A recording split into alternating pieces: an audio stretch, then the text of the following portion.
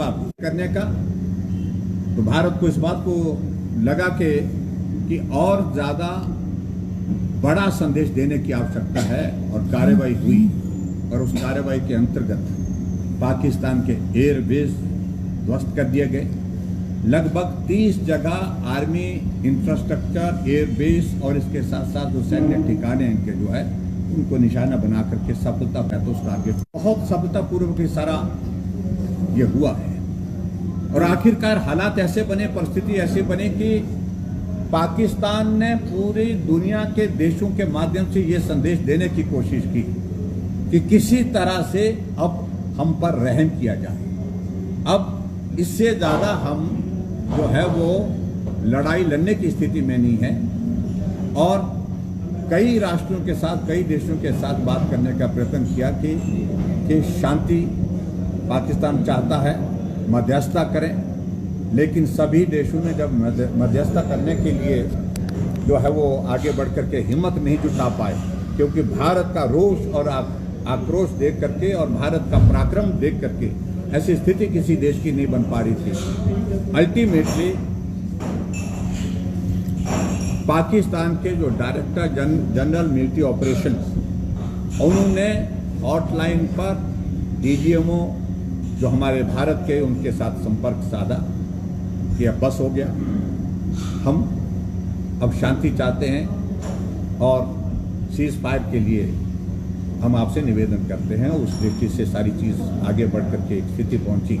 भारत ने उनके उस आग्रह पर विचार किया, लेकिन उसके बावजूद भी मैं बड़ा स्पष्ट कहना चाहता हूं, जो आदरणीय प्रधानमंत्री ने जो सही हुआ है, पहले युद्ध रोका गया है और ये निर्भर करता है पाकिस्तान के ऊपर और पाकिस्तान किस प्रकार से आने वाले समय में व्यवहार करता है। अगर पाकिस्तान फिर से जरूरत करेगा, हिम्मत करेगा भारत के साथ किसी तरह की ऐसी बात करने की, तो उसको मुंह तोड़ जवाब दिया जाएगा। और आज की तारीख में मैं इस बात को कह सकता हूं कि भारत पूरे विश्व में एक संदेश देने के लिए भी सफल हुआ।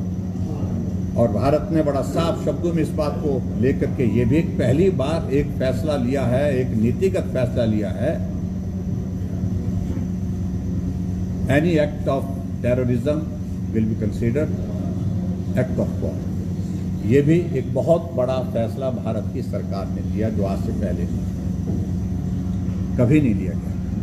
तो ऐसी बड़ी चीज़ों को लेकर के मुझे बहुत डिटेल्स में कहने की आवश्यकता नहीं, लेकिन आज अगर भारतीय जनता पार्टी ने, हमारे नेतृत्व ने तय किया कि ये देश भारत की सेना के साथ दिखना चाहिए, ये देश भारत की सेना के साथ साथ में भारत के नेतृत्व के साथ देखना चाहिए, नरेंद्र मोदी जी देश के प्रधानमंत्री जी के साथ दिखना चाहिए।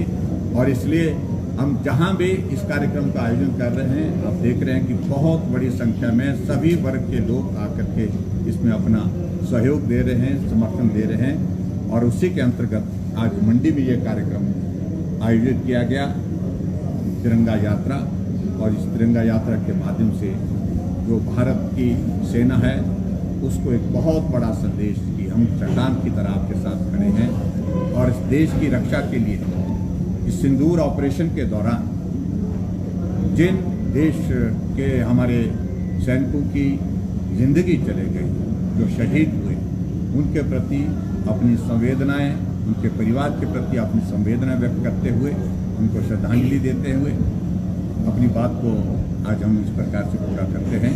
और जो परिवार पहलगाम की उस घटना के पश्चात शोक में हैं, उनके प्रति भी अपनी संवेदना व्यक्त करते हैं। मुझे सिर्फ आज की इस छोटी सी ब्रीफिंग में यही कहना था।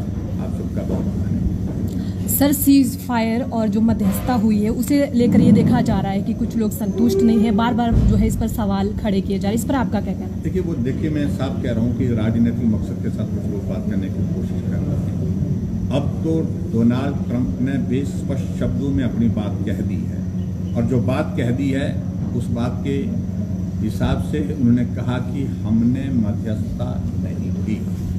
हमने जरूर चाहा कि दोनों देश के बीच में शांति स्थापित हो, युद्ध विराम हो, और इस सारी चीज़ के लिए जो है मैं दावे के साथ कह सकता हूँ, इस बात को बड़ा स्पष्ट कहता हूँ, भारत को किसी के मध्यस्थता की आवश्यकता नहीं है।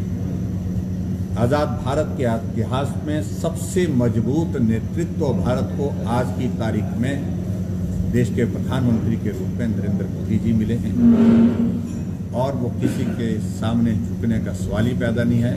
सक्षम है निर्णय लेने के लिए, और मोदी जी ने बड़ा साफ शब्दों में कहा है कि अगर पाकिस्तान ने फिर से गलती करने की कोशिश की तो अपनी शर्तों पर हम अगली कार्रवाई करेंगे, अपना फैसला है। ये भी देखा जा रहा है सर, जैसे POK है, अगर सीज फायर नहीं हुआ होता, युद्ध नहीं रुका होता, तो शायद हिंदुस्तान का आज भी देखो, हम शायद पर हम नहीं जाना चाहते कि वर्तमान में तो ये है कि हमारी सरकार ने बड़ा स्पष्ट किया कि हमारा पहला टारगेट था आतंकवाद के खिलाफ लड़ाई, आतंकवाद के ठिकानों को नष्ट करना, आतंकवादियों को मारना, और आतंकवादियों को पाकिस्तान की धरती में जहां सबसे ज़्यादा सुरक्षित महसूस करते थे वहीं पर मारा है।